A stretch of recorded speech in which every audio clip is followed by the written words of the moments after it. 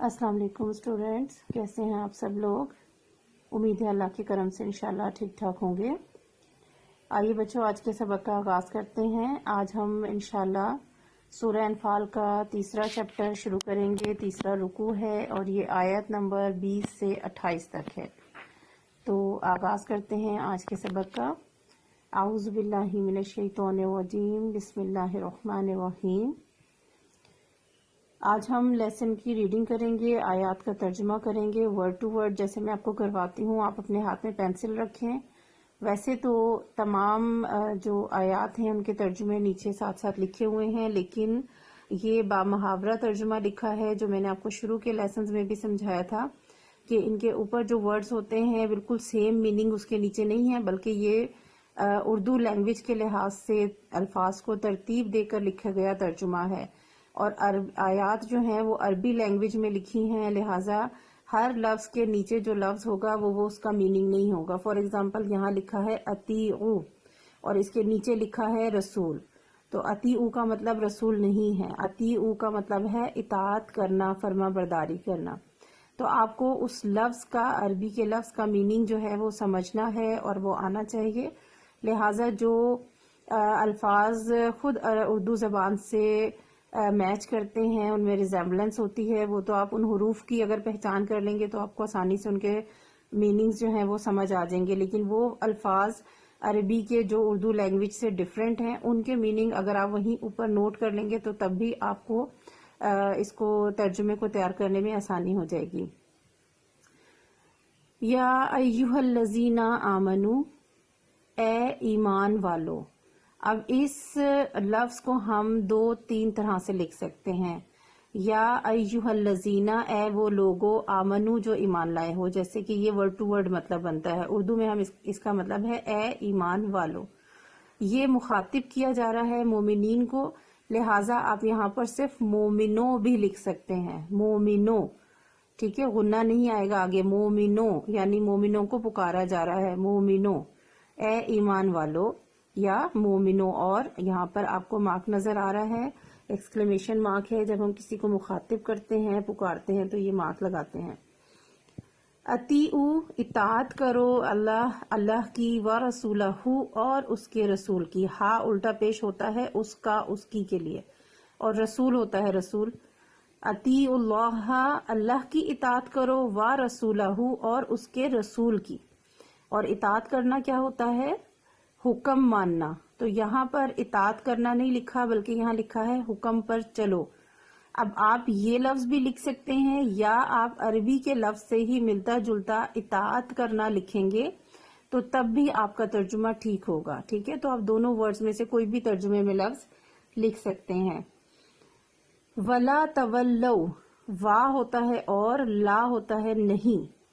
तवल्लौ होता है रूगर्दानी करना, नाफरमानी करना, यानी जो हुक्म दिया जा रहा है उसको ना मानना। तवल्लौ रूगर्दानी करना। अनहु, इससे, किससे? वो जो हुक्म दिया गया है, जो अहकामात दिए गए हैं उससे रूगर्दानी करना। या अय्युहल्लज़ीना आमनू, ए ईमान वालो, अतीउल्लाह व रसूलहू, अल्लाह और उसके रसूल की इताअत करो, अल्लाह और उसके रसूल के हुक्म पर चलो। वला तवल्लौ अनहु, और उससे रूगर्दानी ना करो, यानी जो तालीमात दी जा रही हैं, जो अहकामात दिए जा रहे हैं कुरान में और सुन्नत के मुताबिक, उनसे रूगर्दानी नहीं करनी। वा और अंतुम, तुम सब, यानी जितने भी लोग हैं, जितने मोमिनीन हैं, वो उस जमाने के भी लोग और जो कयामत तक आने वाले मुसलमान हैं, उन सब सब के लिए मुखातिब किया गया है। वह अंतुम, और तुम सब, तस्माऊन, ता होता है तुम के लिए, सीन मीम और आइन, समा कहते हैं समाअत को। समाअत होता है सुनना, यानी जो अल्लाह ने हमें कान दिए हैं और इनसे हम आवाजों को सुनते हैं, ये समाअत होती है, सुनने की सलाहियत। और शरई एतबार से समाअत की 2 तरह से मफहूम होते हैं। एक समाअत होती है जो हम एक कान से आवाज सुनते हैं, वो किसी भी किस्म की आवाज हो सकती है, वो इंसानों की आवाज हो सकती है, वो चरिंद परिंद की आवाज है, किसी तरह का शोर है, कुछ है।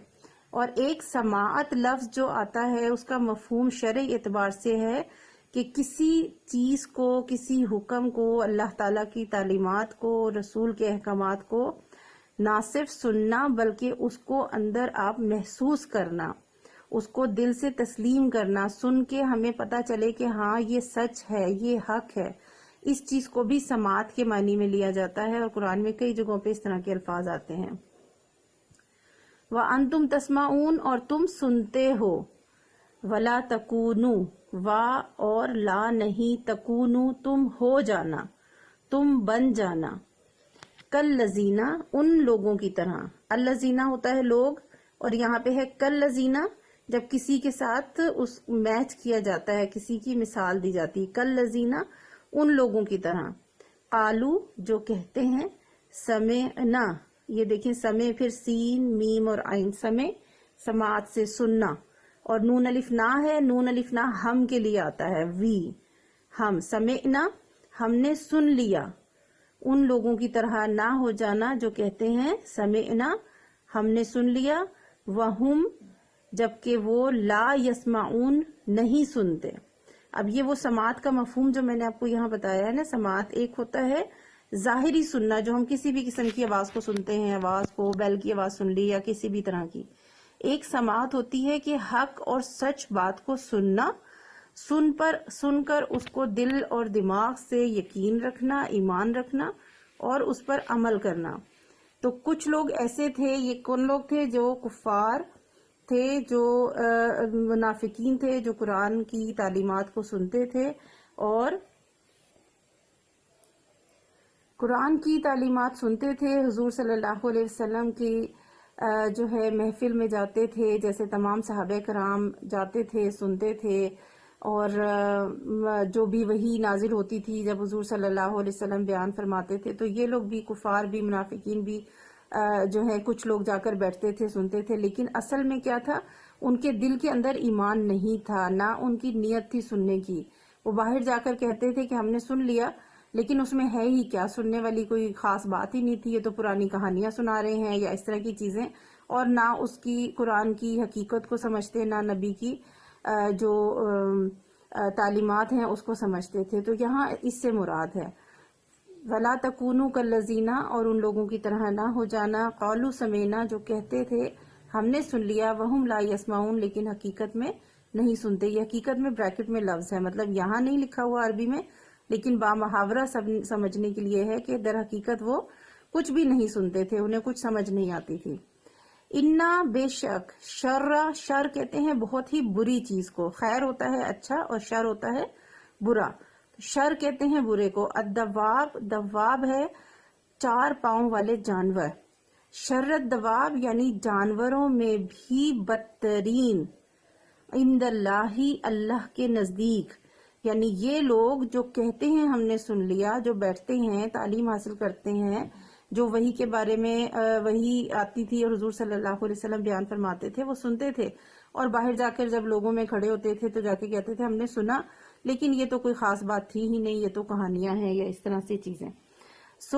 ان کے بارے میں اللہ تعالیٰ نے کیا فرمایا؟